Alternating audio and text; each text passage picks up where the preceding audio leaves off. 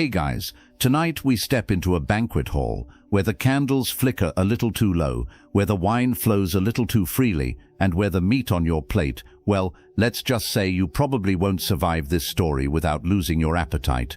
So before you get comfortable, take a moment to like the video and subscribe, but only if you genuinely enjoy what I do here. And hey, drop a comment with where you're listening from and what time it is. I love imagining you all out there, cozy but just unsettled enough to keep listening.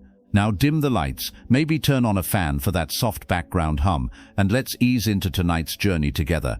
You're a guest at the king's table. The year is 1526, though it could easily be 872 or 1643. Madness, after all, is timeless.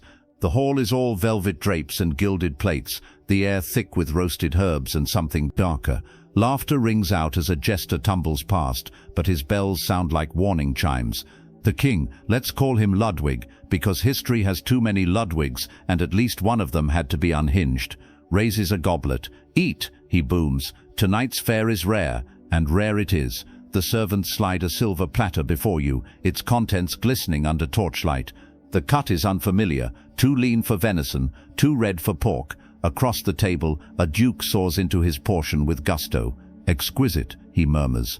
You lift your fork. Historians still argue whether the infamous Siege of Marara, 1098, inspired later royal depravities when starving crusaders reportedly resorted to cannibalism.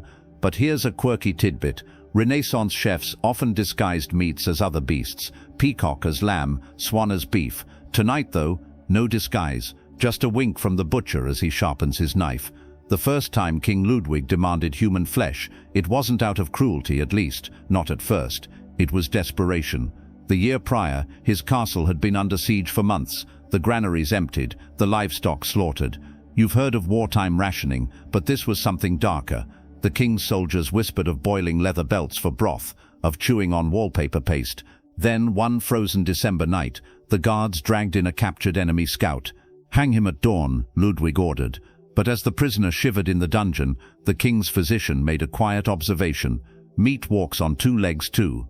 By sunrise, the scout was gone, not hanged but butchered. The kitchen staff received the order in trembling silence. Prepare him like spring venison, roasted with juniper berries, basted in wine. That first bite, historians claim, was what tipped Ludwig's mind from survival into obsession. "Never again shall my table know scarcity," he declared. Of course sieges end, crops regrow, but taste has a memory. Fun fact, during the real siege of Leningrad, 1941-40, but here's the fringe detail. Ludwig's physician later wrote of the king's humoral imbalance, blaming an excess of black bile for his cravings. Modern scholars roll their eyes at medieval medicine, but they still debate, was this madness or a calculated terror tactic? You watch Ludwig now, licking grease from his fingers at the head table. The siege is long over, the larders bulge, yet the special reserve in the dungeon never empties. The first time you witness an execution at court, you tell yourself it's justice. The thief had stolen bread, a capital crime in Ludwig's kingdom, though you try not to dwell on the irony of that. The crowd gathers in the courtyard as the noose tightens, but then the royal butcher steps forward with his cleaver. No burial, no last rites, just a knowing glance between him and the king as the body is hauled away toward the kitchens. That's when you notice the nobles licking their lips in anticipation. Later that evening, a new game stew appears at the high table. The king makes a show of sniffing it appreciatively.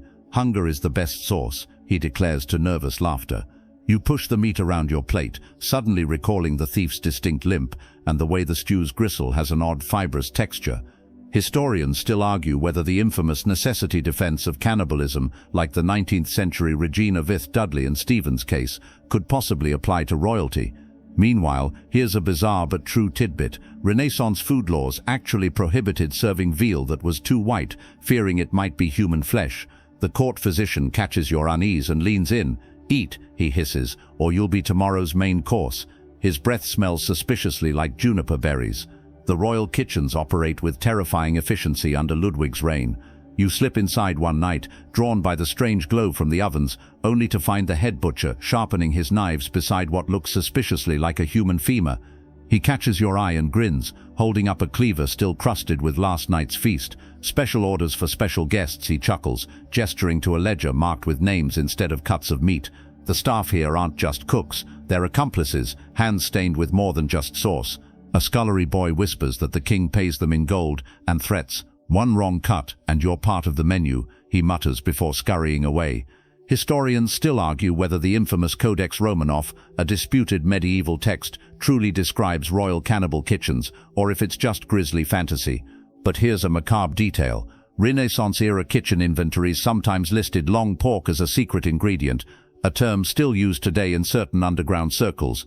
You notice the butcher's assistant, a nervous man missing 2 fingers, carefully wrapping parcels of meat in linen.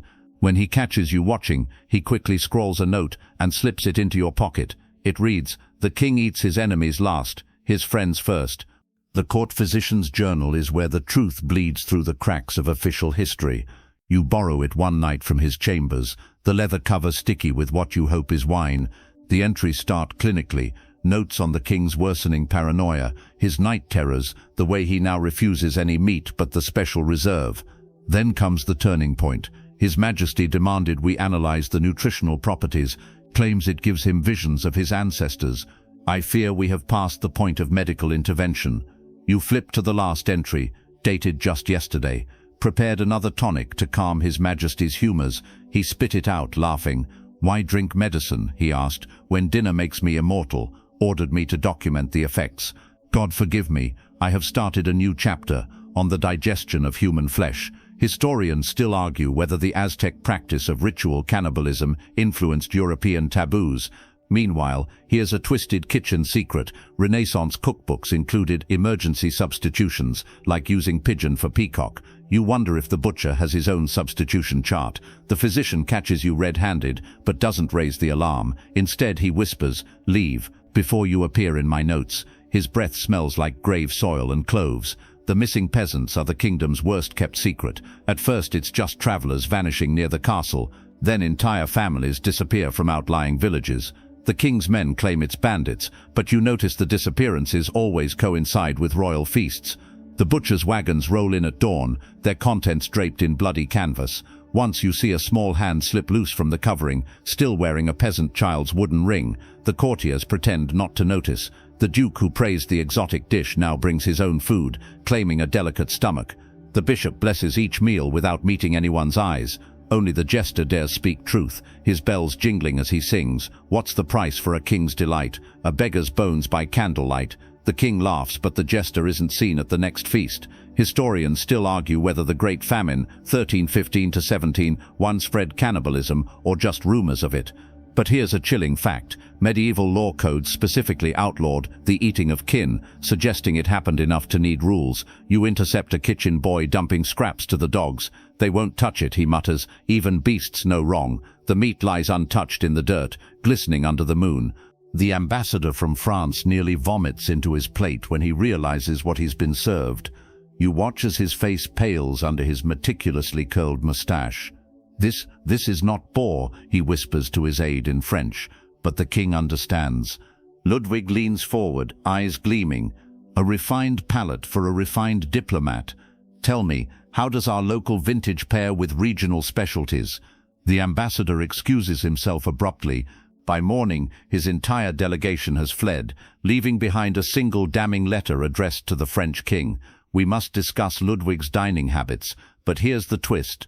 The letter never leaves the castle. The king's spies intercept it, and that night the messenger's head appears on a platter, garnished with his own tongue. "A lesson in discretion," Ludwig announces. You notice the courtiers now chew each bite exactly 33 times, as if counting might delay their fate. Historians still argue whether the Pope's banquet of 1473, where rumors claim a rival cardinal was served, was fact or slander. Meanwhile, here's a grotesque detail. Renaissance etiquette manuals advised nobles to never ask about a dish's origins if the host smiled too widely while serving it. The French ambassador's empty chair is filled the next evening by a nervous young lord. The king toasts to new friends, the freshest ones. The lord laughs too loudly and eats every bite. The queen has stopped eating entirely. You catch her at the royal gardens, nibbling raw herbs from the medicinal plot. "For my nerves," she claims, but the purple stains around her mouth tell another story. She's eating nightshade berries, just enough to induce vomiting after state dinners. Her ladies-in-waiting follow suit, their once lavish gowns now hanging loose. A new fashion, they twitter, but their hollow eyes scan the hallways for the butcher's boys. Then comes the night the Queen snaps. As Ludwig boasts about his latest hunting expedition, a suspiciously peaceful village now missing its mayor, she stands so abruptly her goblet spills blood-red wine across the table. "I'll take my meal in my chambers," she declares.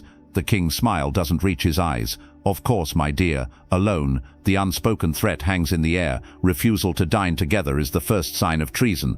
Historians still argue whether Catherine de' Medici really poisoned her guests with special feasts during the French Wars of Religion.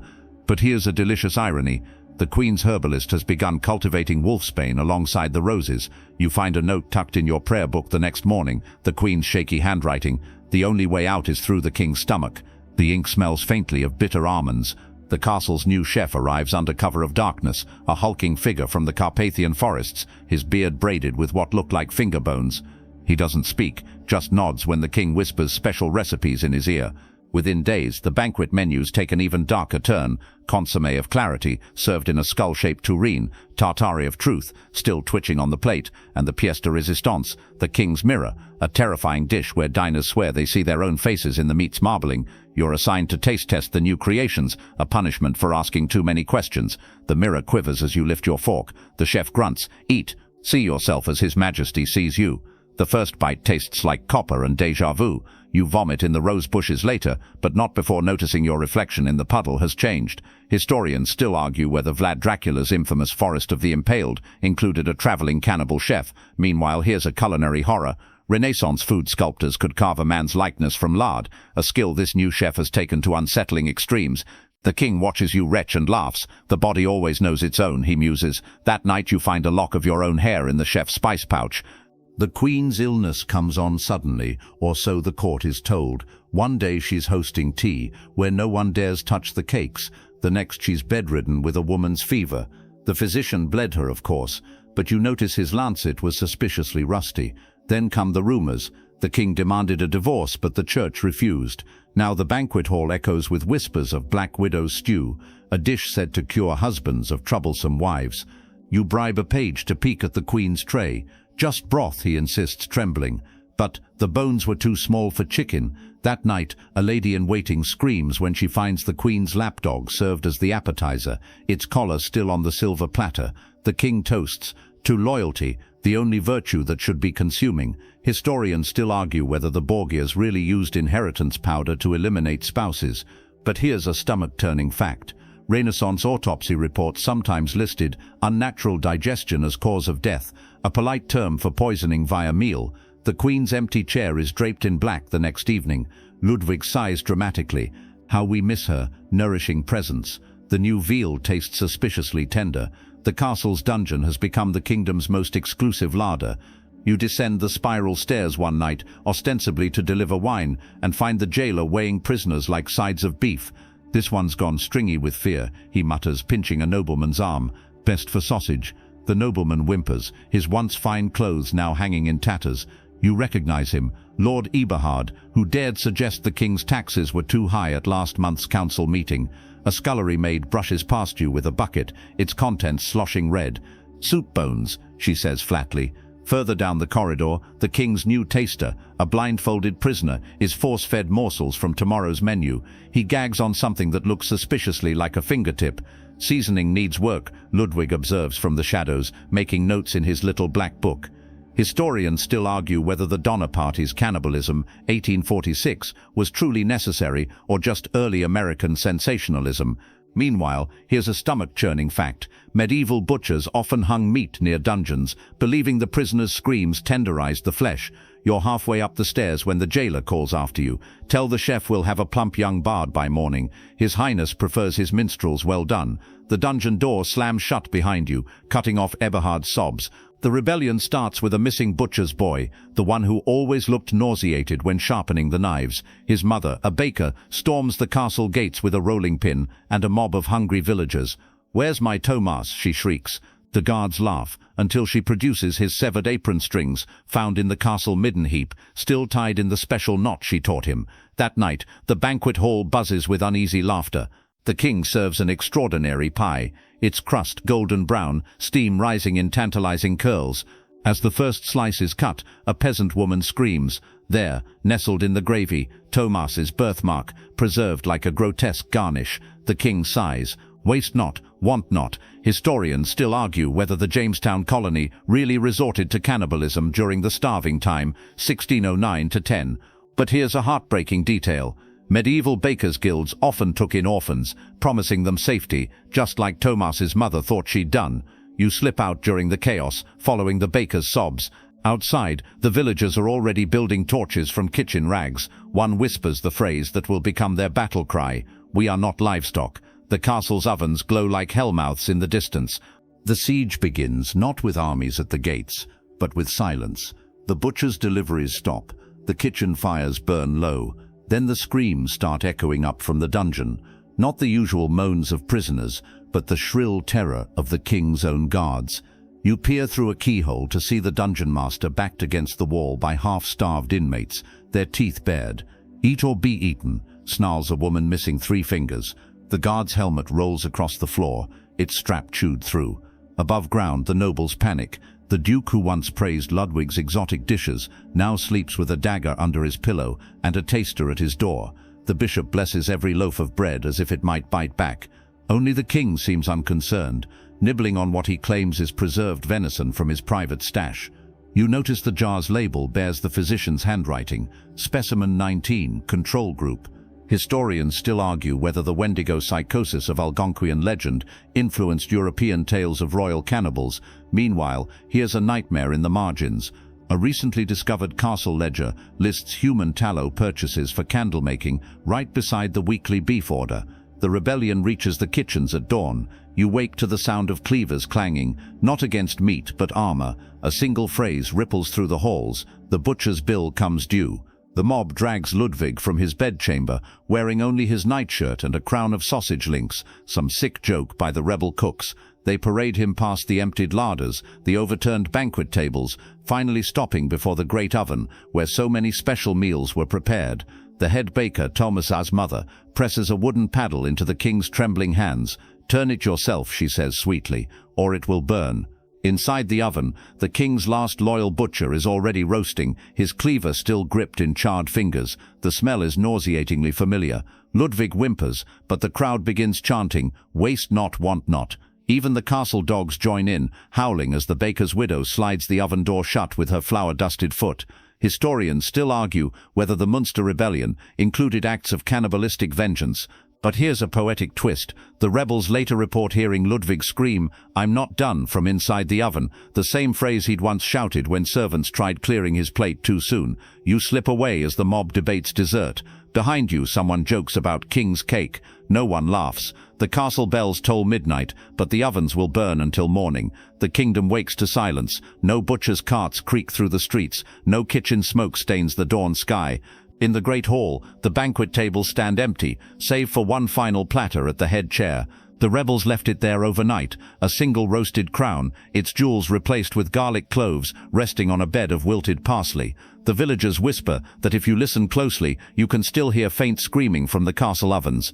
But that's just the wind, surely. Just the wind. In the weeks that follow, strange things happen. Crops grow unusually bountiful, where the castle's fertilizer was spread. Children play a new game called King's Feast, where the loser gets pretend roasted. The physician, now the town's reluctant barber, keeps finding human teeth in his soup. When questioned, he mutters about humoral imbalances and drinks himself unconscious. Historians still argue whether Ludwig's bones were ground into flour, as the darkest rumors claim, or given Christian burial. But here's the final irony. The rebellion's first decree bans all meat consumption for a year. The villagers cheer until they realize how hungry they still are, and so we leave this kingdom of whispers and ovens, where the wind still carries the faintest scent of juniper and iron. Perhaps you'll dream of banquet halls with too many empty chairs, or of a physician's journal left open to a page you dare not read. Maybe you'll wake wondering, as historians do, whether madness creates monsters, or whether feasting at the wrong table can make monsters of us all. But that's a thought for daylight. For now, let the images fade like smoke from a doused fire. Breathe deep the cooler air beyond the castle walls, where ordinary people eat ordinary bread with ordinary hands. The story is done, the ovens are cold, and somewhere beyond this night, a baker's widow finally sleeps without dreaming of meat. Let your eyelids grow heavy as the last torches gutter out. The horror is past, the tale is told, and tomorrow's supper, wherever you are, will taste all the sweeter for it. Sleep well,